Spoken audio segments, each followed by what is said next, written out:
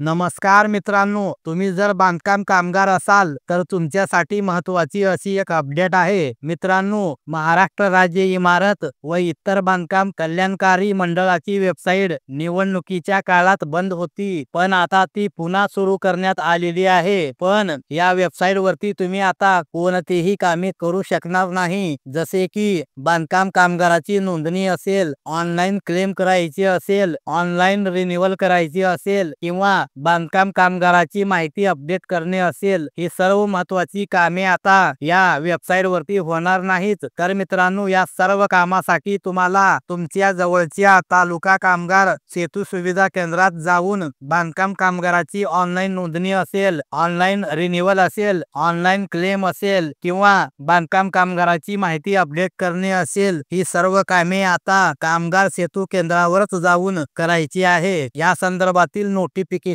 तुम्ही या वेबसाईट वरती पाहू शकता. नव्याने नोंदणी, नूतनीकरण अर्ज संगणक प्रणालीवर सादर करण्याकरिता संबंधित बांधकाम कामगारांनी आपल्या मूळ कागदपत्रासहित नजीकच्या तालुका सुविधा केंद्रात उपस्थित राहावे. तर आता बऱ्याच जणांना बांधकाम कामगारासाठी सुरू करण्यात आलेल्या तालुका सुविधा केंद्राची माहिती नाही. तालुका सुविधा केंद्र नेमके कुठे कुठे सुरू करण्यात आलेले आहे आणि त्यांचा पत्ता काय आहे हे बऱ्याच जणांना माहिती नाही. तर मित्रांनो, तुम्हाला जर बांधकाम कामगारांसाठी सुरू करण्यात आलेल्या तालुका सुविधा केंद्राचा पत्ता पाहिजे असेल, कोणत्या जिल्ह्यात कुठे कुठे सुविधा केंद्र सुरू करण्यात आलेले आहे हे माहिती जाणून घेण्यासाठी तुम्हाला सर्वप्रथम महाराष्ट्र इमारत व इतर बांधकाम कामगार कल्याणकारी मंडळाच्या वेबसाईट वरती यायचे आहे. या वेबसाईट वरती आल्यानंतर तुम्हाला या ठिकाणी संपर्क हा एक ऑप्शन दिसेल किंवा जर वेबसाईट इंग्रजी मध्ये असेल तर या ठिकाणी कॉन्टॅक्ट हा